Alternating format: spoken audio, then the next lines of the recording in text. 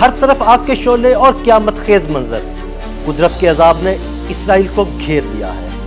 اسرائیل میں لگی تاریخ کی بدترین آگ کئی علاقوں تک پھیل چکی ہے اور یروشلم سے صرف چند کلومیٹر دور رہ گئی ہے۔ اس وقت آگ کی تازہ ترین صورتحال کیا ہے، آئیے آپ کو تفصیل سے بتاتے ہیں۔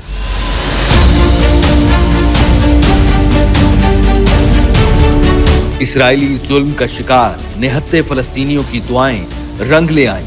غزہ میں ظلم کے پہاڑ توڑنے والا اسرائیل آگ کے شعلوں میں گھرتا جا رہا ہے اور ان شعلوں سے نکلنے کا کوئی راستہ نظر نہیں آ رہا۔ گزشتہ ایک دہائی میں اسرائیل نے ایسی آتش زدگی کا سامنا نہیں کیا تھا جو اس دفعہ دیکھنا پڑ رہی ہے۔ کئی اسرائیلی آگ کی شدت برداشت نہیں کر پا رہے اور اسپتالوں میں زیر علاج ہیں۔ حالات اس قدر ابتر ہو گئے کہ اسرائیل کو اپنی یوم آزادی کی تقریبات کو بھی منسوخ کرنا پڑا۔ آگ کی شدت کا اندازہ اس بات سے بھی لگایا جا سکتا ہے کہ جمعرات کو تل ابیب اور یروشلم کو ملانے والی ایک بڑی شاہراہ کو بند کر دیا گیا تھا۔ آگ نے ڈرائیوروں کو اپنی کاریں چھوڑ کر خوف کے عالم میں بھاگنے پر مجبور کر دیا تھا۔ اسرائیلی عملہ جنگل کی آگ بجھانے کے لیے جدوجہد کر رہا ہے۔ آگ کی لپٹیں اس قدر اونچی اٹھ رہی ہیں گویا ایسا معلوم ہوتا ہے اسرائیل پر وزنی بم گرا دیے گئے ہوں۔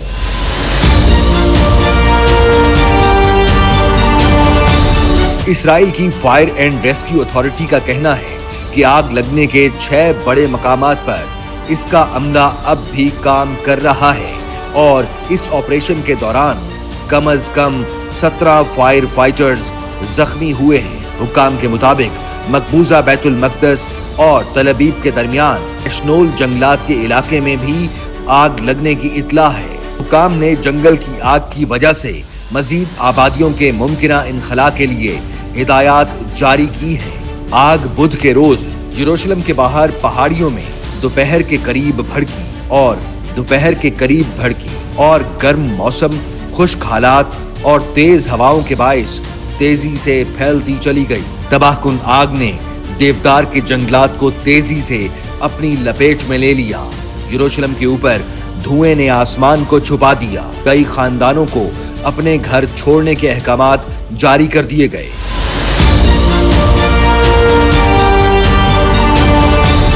یوم آزادی کی کئی تقریبات کو منسوخ کر کے سیکیورٹی فورسز کو آگ سے متاثرہ علاقوں میں امدادی سرگرمیوں کے لیے بھیج دیا گیا۔ اسرائیل کی فائر اینڈ ریسکیو اتھارٹی کے ترجمان تولبو لووچ کے مطابق آگ نے تقریباً 5000 ایکڑ یعنی 20 مربع کلومیٹر کا رقبہ جلا کر راکھ کر دیا ہے اور یہ گزشتہ دہائی میں اسرائیل میں دیکھنے میں آنے والی سب سے بھیانک آگ ہے۔ اسرائیلی فائر فائٹنگ اتھارٹیز کی جانب سے ملک بھر میں تمام فائر فائٹنگ ٹیموں کے لیے انتہائی ہنگامی حالت اور عام متحرک کرنے کا حکم جاری کیے جانے کے بعد درجنوں فائر فائٹنگ ٹیمیں متاثرہ علاقوں میں آگ بجھانے کی کوششوں میں مصروف ہیں۔ اسرائیل کی فائر اینڈ ریسکیو اتھارٹی نے عوام کو خبردار کیا ہے کہ وہ پارکوں یا جنگلات سے دور رہیں۔ اسرائیلی محکمہ موسمیات کے مطابق ہیٹ ویو کے بعد درجہ حرارت میں کمی آئی ہے، تاہم ایک بار پھر تیز ہوائیں چلنے کا امکان ہے جس سے آگ کے مزید پھیلنے کا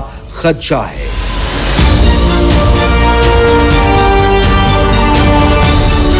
اٹلی، کروشیا، اسپین، فرانس، یوکرین اور رومانیہ نے آگ کے شعلوں سے لڑنے میں مدد کے لیے اپنے طیارے اسرائیل بھیج دیے ہیں، جبکہ شمال مقدونیہ اور قبرص سمیت کئی دوسرے ممالک بھی پانی گرانے والے طیارے بھیج رہے ہیں۔ اسرائیلی وزیر اعظم نیتن یاہو نے خدشہ ظاہر کیا ہے کہ آگ یروشلم تک پہنچ سکتی ہے۔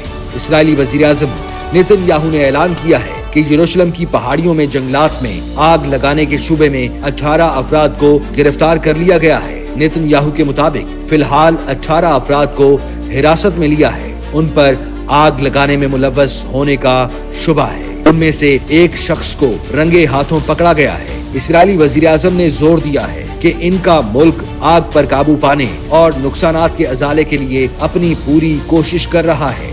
اسرائیلی حکومت کے سربراہ نیتن یاہو اور قومی سلامتی کے وزیر بن گوئر نے کمانڈ ہیڈ کوارٹرز میں آگ کی صورتحال کا جائزہ لیا۔ اسرائیل اکثر موسم گرما میں آگ دیکھتا ہے لیکن اس سال کے شروع میں اتنی شدید آگ غیر معمولی ہے۔ اسرائیل کے بہت سے جنگلات قدرتی نہیں ہیں بلکہ ہاتھ سے لگائے گئے ہیں۔ 2010 میں شمالی اسرائیل کے ماؤنٹ کارمل پر جنگل کی ایک زبردست آگ 4 دن تک جلتی رہی، جس میں 44 افراد ہلاک اور تقریباً 12,000 ایکڑ رقبہ تباہ ہوا، جس کا بڑا حصہ جنگلات پر مشتمل تھا۔